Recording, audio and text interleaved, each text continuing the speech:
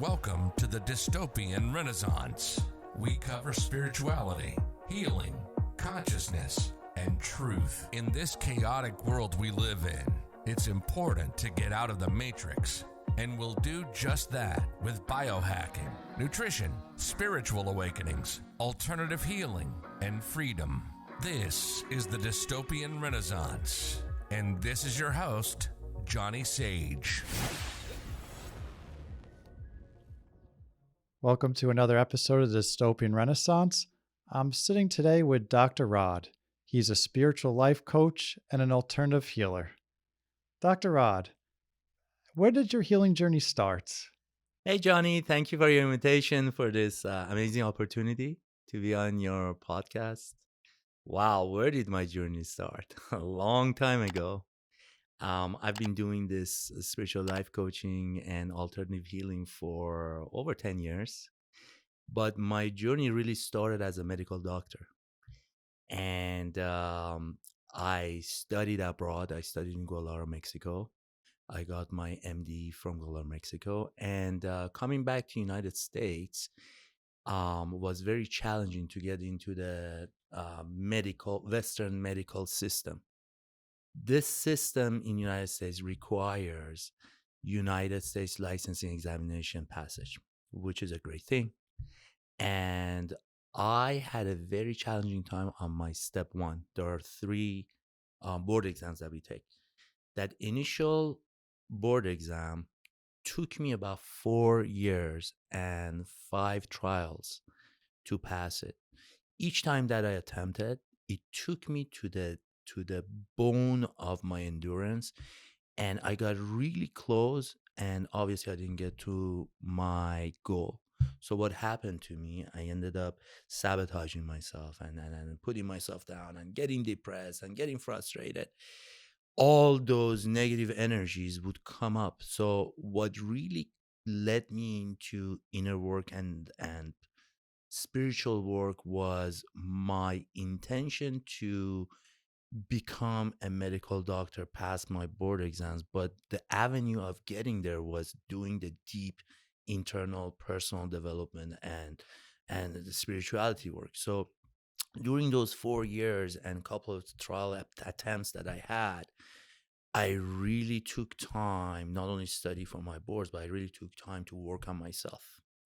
And the interesting part was that when I finished everything, the system was not accepting of my application because it took so many trials and such a long time to get into their system. So one day I woke up and I said, you know what? I'm done. I've accomplished my goal. If the Western medicine is not going to take me into a residency, that is okay. I'm going to do my own thing, which was the life coaching and the healing world. Once I opened up to that, it's over. It's been amazing ride for over 12 years now. It's just been a great journey. Wow, that's that's a definitely different type of medical school story. You usually just hear the average one, and they just went through it, and that was that. And so that was, but I believe that happened for a reason. It took you like those attempts for the test, and yeah, because it led you to where you're supposed to be, and which is actually good because I know I personally, I mean, it definitely has its uses, but I haven't found that like Western medicine is good for everything. I really found like with the alternative healing, it can help with things that I wasn't succeeding with the other way, or at least you could like they could complement each other too, and it could help you more. It's have you found that as well? I totally agree with that. A big part of me as a medical doctor, obviously, when I see somebody, I check them out, make sure that organically and their organ system is balanced. So the medical training and the information that I have really helps me to individualize my work with people that show up. So my motto is meditation over medication.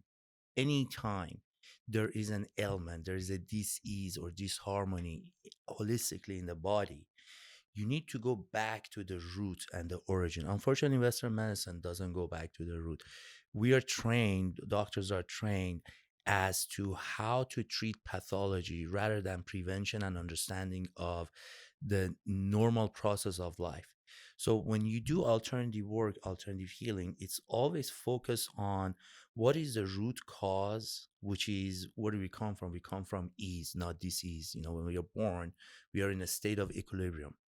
And then throughout life, we get all these different things that come at us and throws us out of harmony and balance. Now, when there's an ailment going on, you have to go to the root cause and work yourself backwards. Then understand what is a mind, body, spirit connection in accordance to that disease. And then once you identify the thought process behind it, the emotional aspect behind it, and then you line it up with the spiritual practice. When you do that, you get your healing. And this is something that I'm gifted, and I'm thank God it's been an amazing journey to be able to integrate all those information and connect it to alternative healing and have great results. And yeah, that makes a lot of sense. And you mentioned the spiritual aspect. Did that come later, or did you always have some type of spiritual inclination? I always had it. I'm from Iran, the region in Middle East, Persian Empire. If your audiences may relate more to that, um, so the Persian history is very rich in spirituality. We got Jalaluddin Rumi, we got Ferdowsi, we got Hafez, we got all these amazing people who were connected back into the history. And so I've had this pre inclination towards spirituality. I was born Jewish, so Jewish mysticism, Jewish culture has always been part of my life and still is. So as a result of that, I went to an Orthodox Jewish school in high school for a few years. There I connected to this wonderful rabbi that what had nothing to do with orthodoxy. He was very much into the spirituality aspect of Judaism, which is Kabbalah. And at the age of 15, 16, I was studying and connecting to deep concepts and principles of Kabbalah. So I've always had this inclination, but my last name is in Farsi is Pezeshki. And my grandfather was a healer from a little town in Kurdistan in Iran. So my dad never had an opportunity to go become a doctor. And his wish for me, his intention for me was always to become a medical doctor. So when I went into medicine and studied bio and psychology, I knew that this is my path, but I didn't know that this path, this mission is going to connect me to my purpose, which is bringing out that healing and healer aspect of me. So when I went through this transformation, it didn't come easy. I went through a full-blown major depression and I had a lot of ups and downs. But what happened is when I found the balance and my equilibrium and understood why things were happening and the reason they were happening was not accidental, was everything was happening to line me up with my purpose. So that spirituality aspect, which was born, which was inherent in me, it became actually my real image, my real self. And that's what I lead with right now. Yeah, that's like one that's amazing. It's like a touching story to be able to do what your own father wasn't able to do, but at the same time, also realizing you didn't have to do that just because of him. Like you still have your own path, and it's important to honor that. So you weren't just like stuck to that idea. You were able to bring along all the other things too that were more fitting with you. Oh, and I found that too when I wasn't in alignment. It's just like everything was going wrong. Like you're really going against the grain in life. But when you're pursuing your purpose, and I mean, you still have to do the work, but it's almost like the wind's at your back and pushing you along, and doors open for you that otherwise wouldn't. Have you found that as well? 100%. My teachers and the people that I studied during the time that I was going through my breakdown, my mental emotional breakdown that eventually led to my breakthrough.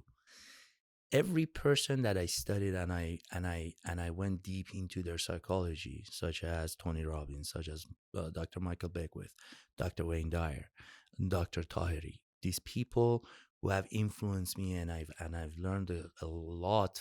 I've learned a lot, both in personal development and spirituality from them.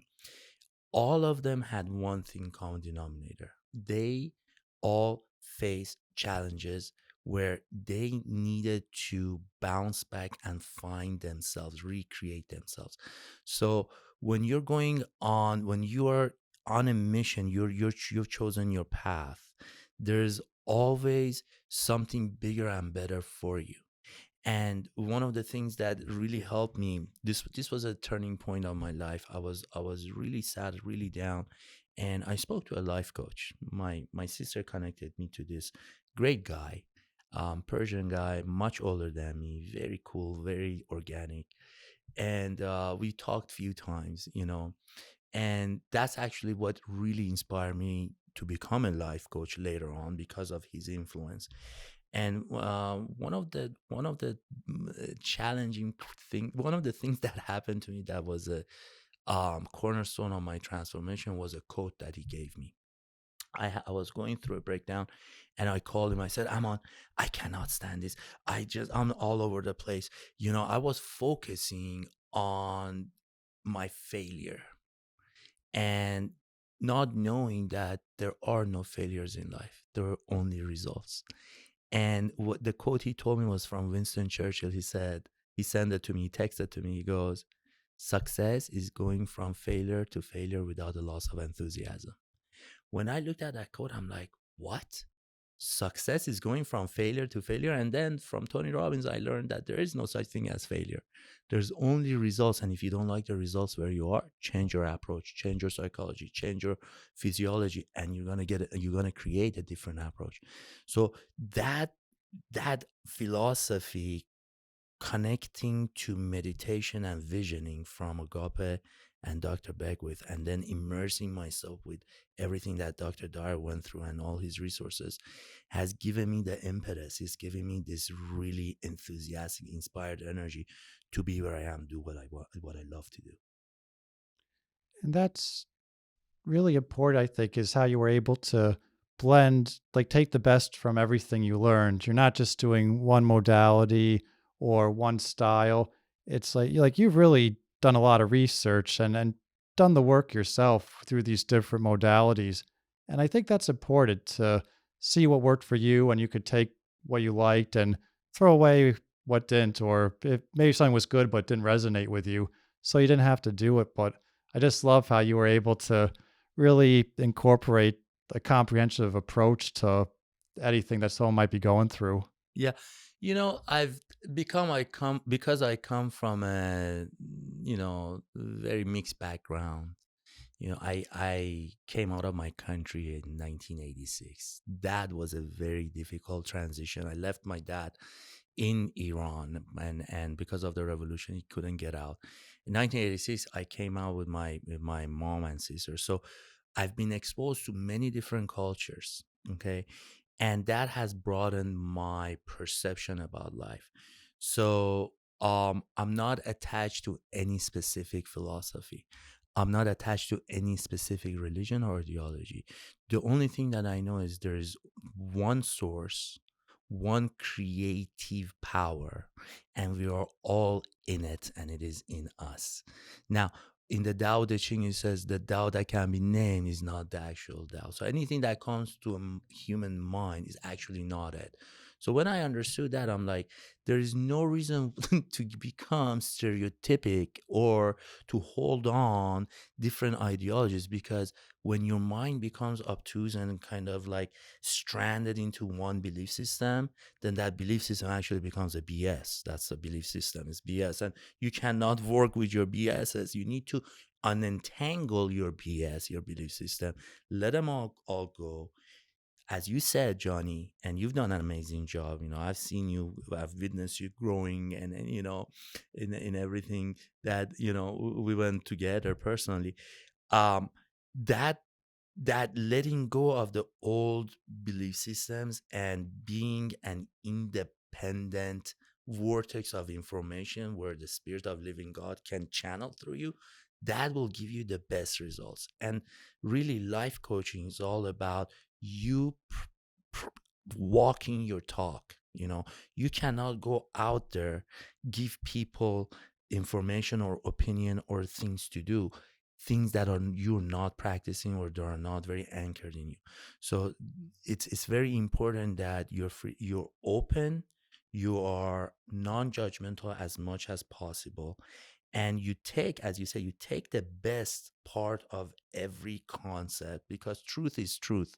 It's just how it's delivered, and from there, whatever makes sense to you, you deliver it in your life, and with the intention of helping others, you lay out a plan for them.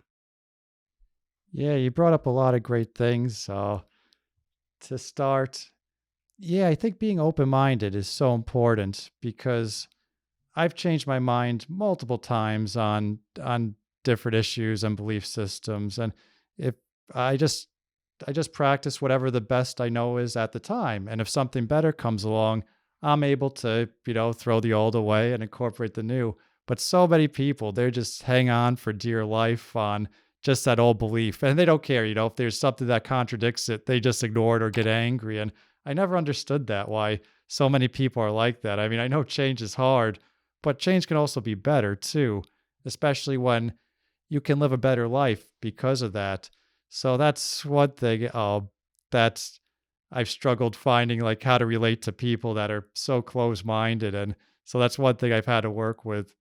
And also, you're right, because when you're, and if like a client comes to you, like I've had this where they want to change, but they also don't want to like change anything they're doing, or they want the good results, but they don't want to actually do the work to achieve it. They just want to keep their, bad habits or bad belief systems. And so that's another thing I've had to work with too, like explain to them, well, you might have to let some of this go. Have you come across things like that? Yeah, I come across that all the time, and my style is very down to earth, and I like to use humor and just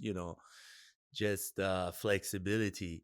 So, human beings, we are creature of habit, okay, and it's very difficult when you're in a comfort zone to break a habit. Break a habit goes in your habitual mind, which is a subconscious mind. On a daily basis, we have 60,000 thoughts on average.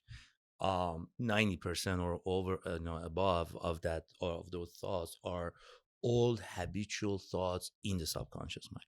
So to break habits, you need to change your approach, and it doesn't come at the level of the mind. You have to go straight into physiology, meaning that you need to start paying attention to body awareness. This is where meditation and awareness to the present moment becomes so handy, because as long as the mind is being dominated by the ego and it puts you into the different tenses of time, past, present, and future, you have a very difficult time to break down those habits. But when you start teaching people about this mind body connection, about how your breath is actually communicating information to reality of life, how the power of gravity is grounding you to the ground, how your physical body is not just the solid form that you see. It's actually vibrations, electrons, and all these beautiful elements are flying around. So when you start teaching them about the nature of reality, this is what I do. I teach people about the nature of our reality.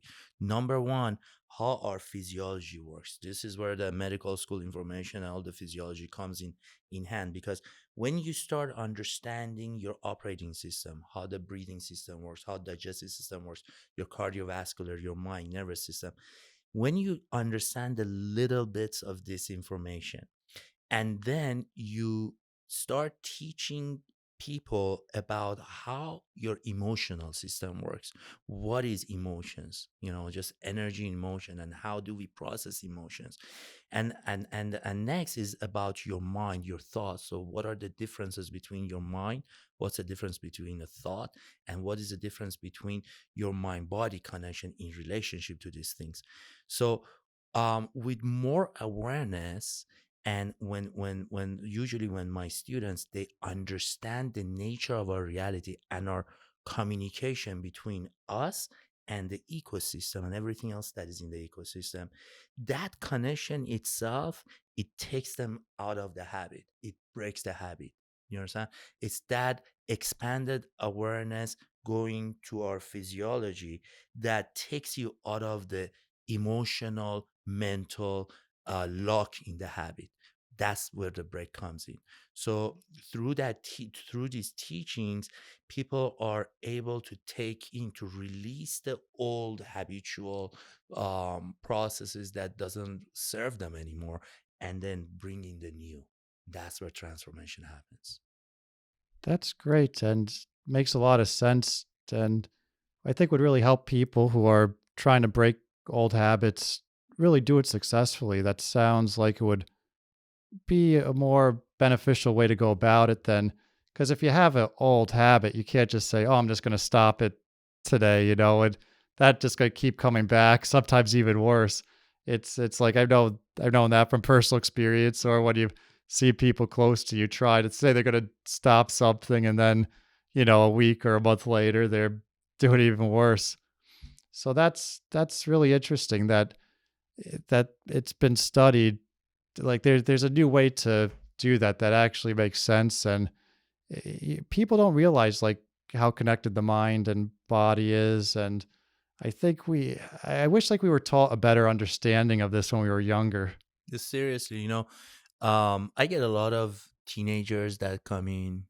I get a lot of people in their early 20s, and a lot of men recently are coming, which is a great thing. This means that the vibration of the planet, the consciousness, is rising.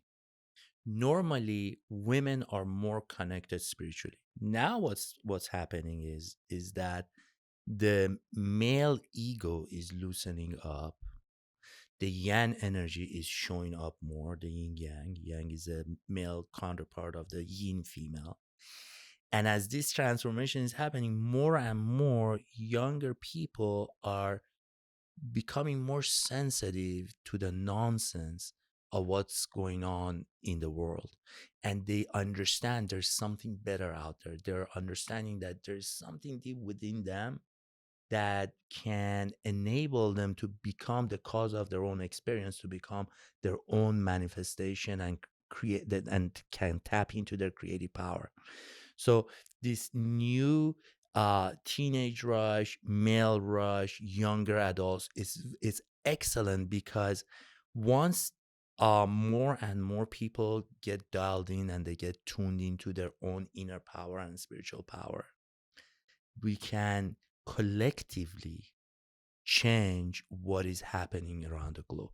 And this is basically what my number one primary goal is. My number one primary goal is to hold the space for our collective consciousness for transformation personally. In that intention, I manifest and I attract people to come and to do the learning, to do the practice, to detox from the old stagnant problems they're going through, and to tap into new awareness, new information for change. And from there, I really I seek and look for people who are light workers, like yourself. When I see one and I know they have this light working spirituality potential, healing potential, I I become their anchor. I become their how do I say that? I become their support, extension of my consciousness, not just me, but everybody who's in here, to go and do the work, because this is a collective work. This is not an individualized work. We are all responsible for each other. So when I see you succeeding and doing your podcast in spirituality, and I see people who are joining in and understanding, and to those listeners who are, this is their first time, congratulations to you. There is always a better way, and we are all in it together. For in order to heal our world, we need to all come together and do the work together. Yeah, that's a really good point. And it's my actual my previous guest, like when we finished and we were talking, like we were talking about who this might reach, because that's how I kind of had an awakening, was by just accidentally getting recommended a podcast, on like the side that I clicked on, and that I learned some good stuff that I had no idea about. So I was thinking like how this could possibly pay it forward, it'd come full circle, and you don't know who will watch this someday, and it might be kind of a revelation of them to some degree. And then I'm like, well, yeah, you can't control who watches it or not. But then the engineer like asked us the question about something we talked about, and she's like, "There you go, you already reached one person who will." So I'm like, "Wow, I didn't even think of it that way." But it's like you never know who you're inspiring or who you'll reach, so you can't focus that on that directly. Like I just have to focus on the message, make sure that's good and what I want to get out there, and I just trust that I'll find the right audience for and the right people that need that message. Absolutely. And it's fantastic to be focused on you first. So you troubleshoot everything that is going on in you first. If there is conflicts, contrasts, contradictions, Faradarmani, contradictions, we call it tazad, remember? So if there's a lot of contrast, if my ego is taking the better side of me, if I have shenanigans happening in me and I'm not clearing it out, and believe me, I go through it. I go through my up and down cycles a lot. And I make sure before any session, before like coming here, doing any kind of work, that I clear out my energy. So I don't bring any stagnant, low frequency energy out to that special person who's going to listen to this. And it's like planting seeds in the consciousness of people when you're talking the good word and you're talking about energy, healing, spirituality. There is always a fertile land for that seed to take in and eventually to start rejuvenating and budding and coming out. Because what's happening around the world is that the old system is breaking down. If you look at it, especially from last year, 2020, all the whole COVID thing that was going on, and you saw the failure of the governments, you saw the failure of the healthcare system, you saw the failure of everything. So now things are galvanized, things are on a higher frequency, changes are happening at a much rapid pace, with the advent of technology, internet, and podcasts such as this, that you can reach your voice to thousands of people around the globe. This unified atmosphere of connectivity is a lot more real, and positivity always trumps negativity, and it's not a one-to-one ratio. So if you say something positive, if you are talking about transformation and healing, that one energy that you're spending, it's benefiting 90,000 people out there just in consciousness. And depending on how you're monitoring your consciousness and your energy system, even if you don't say anything, you can just beam out that love and positivity, and everybody else around the world is gonna benefit from it. So my message to everybody is, if you need help, you're stuck in a challenge, get help. There's a lot of people out there that can help you. Okay. And once you line up and you understand the principles and the practice, pay it forward. Pay it forward. If you cannot pay it forward in, the way we're doing it on social media, podcasts, this and that, then just monitor your own thoughts and make sure that when the ego comes up and all the negativity shows up, you don't spill it out to other people. Clear it out, go to your neutral state, and then move forward. That's really interesting how you noticed how it can have that type of effect. And it goes to show you how important our words are, and not just that, but our feelings and thoughts too. They really can project outwards and change it. And you also mentioned something that gave me hope too, how the younger generation seems to be born with more of an awareness. Like I was born sensitive, but I was no one around me. I had no good role models, or and the only thing they talked about was like football, basketball, beer, soda, TV, movie. That was the world, and go to work after school. So there was nothing about any of this stuff. So like that's how I grew up, that's all I knew. So when I thought spirituality was ridiculous, which is funny looking back at it now because that's such a big part of my life. But it took me a long time I was really skeptical, and now there's so many great aspects to it. But I'm still really happy that the younger generation didn't have to go through what I did or have to start it so late. I mean, there were definitely reasons for why I went through what I did. Like you said with your other mentors, that those really challenging times, there are many lessons to be learned there, and they're hard. I mean, if not devastating, but when you get through them, there's definitely a lot of potential for growth there as well. So but like it's hard to say that I'm glad that they happened, but I see why they had to happen. At the same time, I'm happy if the new generation doesn't have to do that and they can start there, and just start making a difference in the world right now. That's absolutely my hope and my wish for the new generation. And here's a quote from Talmud. It says, as long as there is life, there is hope. So as long as, if you get a mirror underneath your nose and you see the mirror fogging up, that means you have work to do. As long as you're on planet Earth, I don't care who you are, if you're Dalai Lama or a Buddhist monk or, a reincarnation of Jesus Christ or Sean Yen, whatever, you have work to do. There is nobody gets on this ride for free. Life is an exchange of energy. If you want to tap into a higher vibration, different energy, you need to expend energy. So movement, okay, and change follows an inspired thought. Okay, inspiration means you are in spirit. When you're in spirit, then you can utilize that energy and move forward. So the energy that we need for transformation and to helping others is an inspired thought. So whoever's listening, if your life is not working out, find a reason to get inspired. The second you feel the feeling of inspiration is over, then doors of opportunities, multiple doors of opportunities opens up for you. And the key to this is to constantly find reasons. It's all internal, has nothing external. It has nothing to do with the kind of car you drive, how much money you make, or this and that. It's all internally driven. And for me, finding that inspiration is connecting to nature. I'm an avid hiker. Love hiking, been hiking for over years. As a result of hiking, I really screwed up my hips.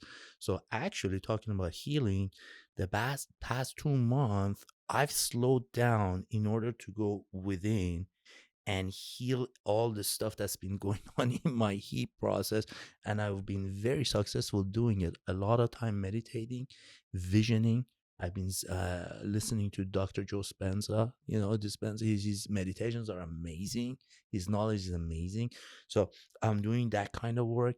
I'm pouring in more and more antioxidants, Kangen water, all of that. And I've changed my lifestyle. I've slowed down. Actually, this was God telling me, dude, you need to slow down because you want to go for a long time. So make sure that whatever it is that you're healing through, it's done. And I've been successful at doing that. Yeah, no, you mentioned, because you're obviously really healthy, like whatever I see you. So maybe that was a sign that the universe wanted you to slow down and discover something else as well. Because I usually get messages like that too. If it might seem like kind of working against you, but in reality, when you slow down, that's when you can develop a lot of insights or notice something that wasn't in your attention before that. Absolutely. In the Tao Te Ching, it says, in order to move fast, you need to slow down. Less is more. These are the paradoxes in life. I love that. If anybody wants the most amazing book I've tapped into, and I read, I listen, I read and listen to it constantly, it's called Change Your Thoughts, Change Your Life: The Wisdom of the Tao by Dr. Rod. He's my guru. And this book of his is my all-time personal favorite, because in the 81 verses of the Tao Te Ching, Lao Tzu, who was the author of the Tao, and wrote this 2,500 years ago in China. And the principles is all about the paradoxical thinking and our screwed up perception around life and teachings of nature. So my message is, if you can connect to nature and start lining up your way of thinking instead of in rigid formats of very um, rough corners and harsh way of thinking, right? And you become more flexible and smooth and kind of be able to easily let go. Don't be stuck in a specific mentality. Don't become too obtuse and too rigid. When you loosen up, then your physical body loosens up. As your physical body loosens up, then a lot of opportunities and a flow comes in your life. The main thing about life is, Johnny, is to be able to put yourself in flow rather against the flow of universe. Because in the universe, everything is in flow. The concept in term one, Faradarmani. And the only one species that is completely against the flow, is going up the river instead of lining itself up to go down the river, is our human species. That's where we are screwed up. So it takes one habit or one harsh thing happening in your life to wake up. One of my teachers, Dr. Begwith, says we grow in two ways. Number one, we can grow from pain or we can grow from insight. Before, I was growing from pain, mental, emotional pain, depression. That's what led me into focusing on spirituality, meditation, visioning, and work. Now I'm not growing from pain. I'm growing from insights. And that's the beauty of this technology, this things that we call spiritual life coaching or alternative healing, that what you're involved with and I am involved with, is that it shifts your perception from pain and suffering to spiritual insight and awareness and growth. That's a change. That's a difference. And you mentioned how it's like your goal is to not just help people on the individual level, but also make changes on the collective level. How do you do this without getting overwhelmed? Because if you just try to fight something, make big changes on the global scale right away by yourself, you'll get burned out, or you can't do it all alone. Like the individual can be very powerful, but how do you like go about that? Like, what's the best way you found? The best way is this. let me break it down and open it up for you what my philosophy is around this. It's a little bit deep, so bear with me. My belief is that we are here on the planet, all of us. There are 7.8 billion individuals that are walking the planet right now. Each one of us has our own individualized solo path. Okay, that is like going on a freeway and you have one lane that is specific for you. Okay, and so there are 7.8 billion people who are going on their own individualized path. But when we are incarnated here through our parents and through our social and cultural places and people that we call our mom and dad and family, this and that, we get stuck into this web of contradictions and energy knots. Okay, so when you go forward and at some point you recognize that it is your individualized path that matters most, number one. And when you go into the principle of oneness, meaning what? Meaning that in consciousness, in collective consciousness, we're all one.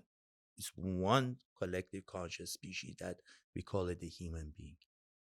In the individualized consciousness, we have our own separate lanes that we are driving and we are walking.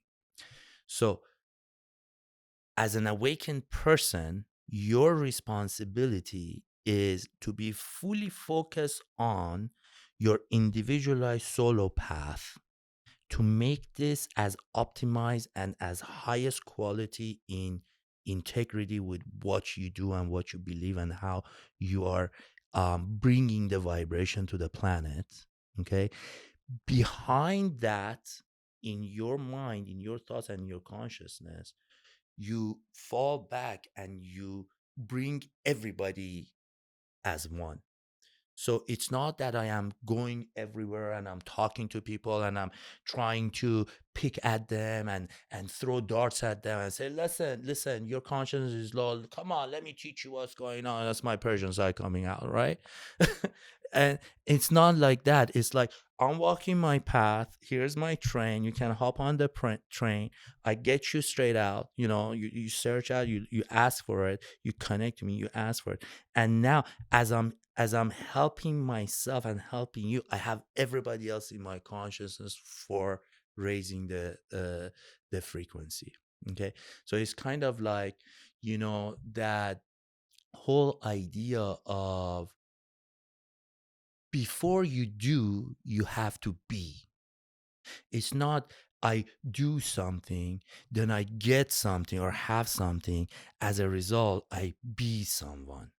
It's not I do the work, then have the car, and at the end I become happy. It's I am happy, I bring my happiness in what I do, and then from that experience, I get what I want, meaning I manifested my intention. So your beingness is helping the collective consciousness. Your doingness is focusing on yourself. And that focus on yourself will bring everybody else's being in alignment with your being. Does that make sense? I'd unlearn that too because I think at least here, like that's how we're taught in school. You just go to work, do your job, like you get your paycheck, and then you buy what you want with it. And yeah, but yeah, if you live that way, it's a very like meaningless kind of way of living. You're just living to buy stuff and just to do rather than like you said being. And two, it does you have to be like, yeah, you want to be happy first because we're just shown like that money and things just buy happiness. And I've seen people towards the end of their lives who've just like accumulated a lot of things and they're still not happy, but they don't know anything else. So they still try to do that. And at that point, it's too hard for them to break that cycle. But I've seen what happens going down that road. So I think that's really important. What you said is just focusing on yourself. And I heard I know it's cheesy, but it's true. Happiness is an inside job. And but it's true. Like you really have to focus on yourself, and it's important to do the work. I mean, not the like job type of work, but the healing and spiritual work on yourself too. And this goes back to what you're saying earlier, how you have to do it to really be in integrity to help other people, because otherwise you're just telling people what to do. And I can really tell when there's someone who's doing the work or not, like that's because you could get pretty high without doing anything, like just because you could be smart and talk a good game. But I've noticed sooner or later they have a falling out.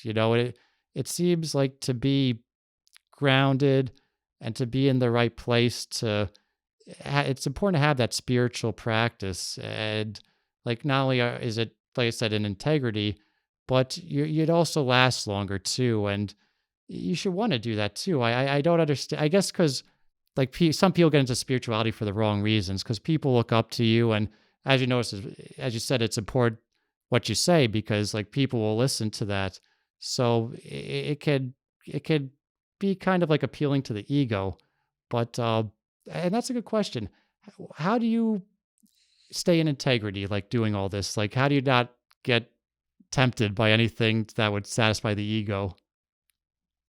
The ego is a very interesting idea.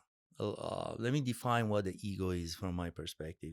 The ego is a part of your mind's programming that what it does, it identifies the entirety of who you are. It identifies us with the thought, meaning the ego says you are your title, you are your sex, you are your level of education. You are uh, you are separated, and the ego brings in competitiveness, separation. So back in the days when we were evolving, the ego was necessary, so we would run away from the tiger that was about to kill us, or get our knife out or spears and fight the tiger. It was for survival. Now the survival is out. A lot of people on the planet, they're not living at the survival state because they have certain needs met, even though in many places in the world right now they are living at survival state. Okay, so from survival, there's adaptation. You adapt to your environment, and we've done that. We've gone through the adaptation. Right now, after adaptation comes transformation. Not many people are living at transformation level. They're still going through survival, adaptation. So the ones that are stuck in their belief system, the BS and the habit and stuff like that, they're survival, adaptation, survival, adaptation. Now, when something goes wrong, normally is an emotional breakdown. But what precedes the emotion is a thought. And it was a self-induced thought which they weren't aware of. The thought that was driven from their ego, which they weren't aware is coming from the ego, that created that separation. It was a thought that was entangled with something we call fear. Okay. Now, fear is not real. In the totality of things, is only love. Fear is the lowest frequency of what we call love. So if you look at it as a light spectrum, light being the highest vibration we have, love being the highest vibration frequency that we have, and the highest frequency of light is white. It includes all the colors. Now, when you go on the spectrum and you go to dark, right, you go to fear, it becomes dark. So darkness is just absence of light. So fear is absence of love. And when you bring love into the picture, what it does, you can see the ego for what it is, but not give it too much attention or too much power. When you get the ego for what it is and you become in control of the ego, then all the ideas that it throws at you, meaning it tells you you're not good enough, it tells you that you are way more than good enough. So either it brings it puts you into a form of, you become kind of naughty, and you become very, what's the word I'm looking for? Anyways, that's gonna come to me. So you become too uptight. There's a lot of people, they're talking spirituality, but once they talk spirituality, who was the author of The Power of Now? Do you remember his name? Eckhart Tolle.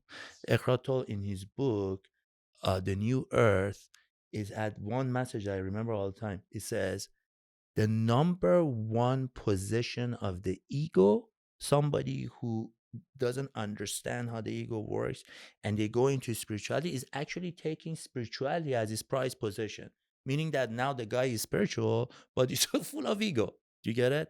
So that's very important, to put yourself in check and balances. Number one, you always go back to your origin.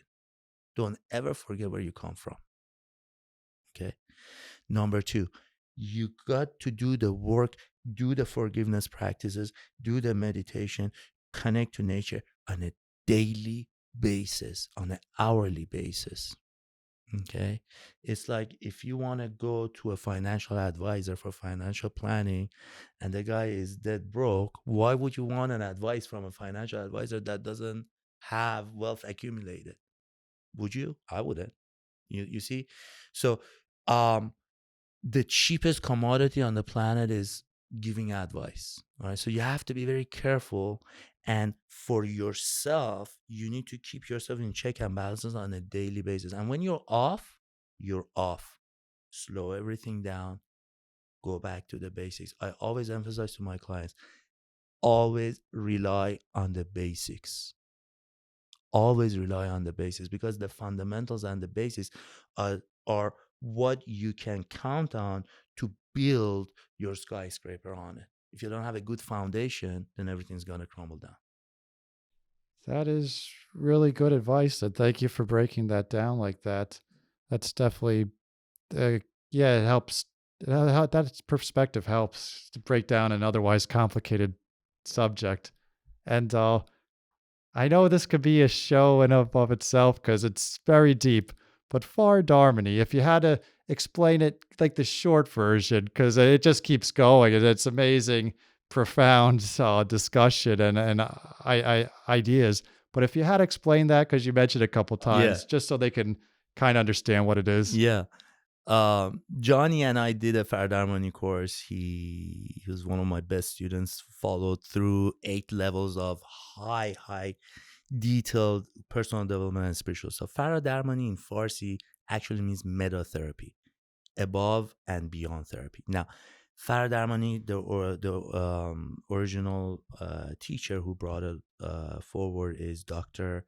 Tahiri. He's in Canada, I believe. He was in Iran, now he's in Canada. The whole idea is an integration between science, philosophy, psychology, and religion. Fardharmoni tends to bring everything together, mostly from a scientific point of view and a spiritual point of view, which is Fardharmoni is an alternative healing modality.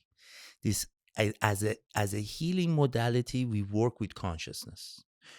Consciousness comes in either positive or negative network in a short term, and we are always subject to 2 nodes, the cation and anion, positive and negative. So as a transmitting person and as a person who is in charge of his own thoughts and choices, you can choose to tap into positive level of awareness or concepts or negative network of awareness and concepts. Okay, so by identifying the differences between the positive and negative, being able to use consciousness as a way of connecting to healing and tapping people in that level of frequency, again, it becomes all perceptual work. Real change and transformation happens at the level of the perception. So Dr. Wayne Dyer's most famous saying, when you change the way you look at things, the thing you look at changes. This is at the quantum level of experience. Reality is happening as a wave or a particle, meaning everything in the universe is a frequency and is the wave. The dervish, the Rumis and stuff, when they swirl dervishes, they swing around. That's actually the manifestation of our electrons around the atom and the electron cloud that is vibrating. So everything is vibrating and swinging in the universe, right? So Fardharmoni is to be able to do and change your perception around the nature of reality, and then opening up your capacity to bring in more divine knowledge, and then ultimately executing that change in perception and divine knowledge in the service to others, i.e., again, we go back to collective healing, not just individualized, collective healing. That's what Fardharmon is. Thank you. And it's, yeah, it's amazing It's been a while. you explained it really well, and it's hard. I know that's no easy task because it just there's so much information in it, and the founder keeps on discovering new stuff too. So it's I think that's kind of cool how it's constantly being revised too. I really like that. It's not just like here it is. I came up with this and leave it alone. If he comes along with like something better, or he'll add that, incorporate that too. So it's really amazing, and your class was great. And if someone wants to work with you, whether it's the coaching or the alternative healing, how do you recommend they find you or reach out to you? The best way to find me is through my website. It's drrod26.com. Dr. Dr.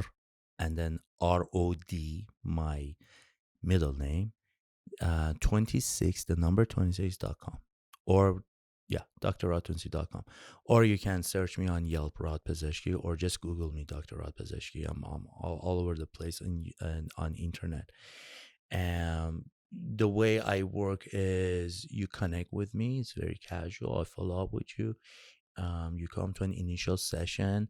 I do a whole holistic check, mind, body, spirit. I give you a big picture of what to expect. I give you a very detailed feedback of what you are growing through. Okay, because we are always in this, either we are going up, expanding, growing, or we are breaking down. But even those breakdowns is just a sign of growth.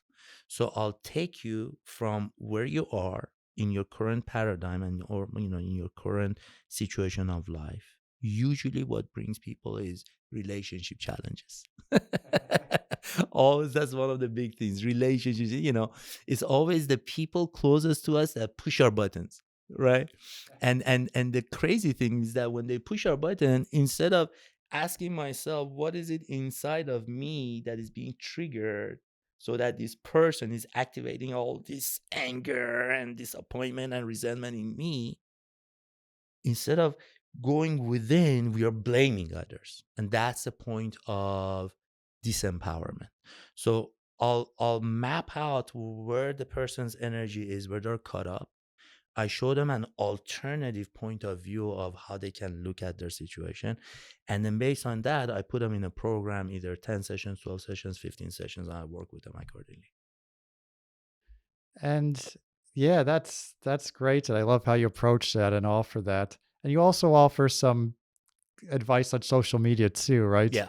So I recommend following Dr. Rod, and I'll provide all these links below. That would be awesome. I would really appreciate that. So it's easier for them to find you. And is there one last thing you'd like to add that we did touch on? The one thing I want to add is I'm really proud of you. Thank you. I really like the setting. It's very beautiful what you're doing. I've been witnessing your growth, your process. I'm happy that we've met. I'm happy that I know you at a much deeper level. I'm very supportive of you, and anyone who's lucky enough to work with Johnny is very lucky, because Johnny Sage comes from a depth of information. This guy has more certificates and knowledge in alternative healing than anyone I can possibly know. And it's an honor to be on your podcast and your show. So that's my last thing. I'm very grateful. Thank you. Well, thank you. And you beat me to the punch, because that's how I was going to finish off, was I highly recommend seeing you because I was in a very dark time in my life, and very unsteady time too. Like, I was lost and trying to find my footing, and you really helped me find that. So I appreciate the work you do and can vouch for it. And I recommend that people check you out. So they have nothing to lose. Great to reconnect again. Absolutely. Anytime. Thank you for tuning into today's episode of the Dystopian Renaissance. It was great having that conversation with Dr. Rod. I started Patreon. Any amount you could donate would be greatly appreciated. It helps bring on the high quality of guests. It keeps the production value as good as it is. And please don't forget to like, follow, and subscribe so you can be notified of next episode, which also has a great guest. Be seeing you. You've been listening to the Dystopian Renaissance. Spirituality, healing, consciousness, truth. We hope you've gotten some useful and practical information from the show. Make sure to like, rate, and review the show. And tell a friend or two. That would help also. We'll be back soon. But in the meantime, hook up with us on Facebook, Instagram, and YouTube at the Dystopian Renaissance. And please find the website at www.thedystopianrenaissance.com.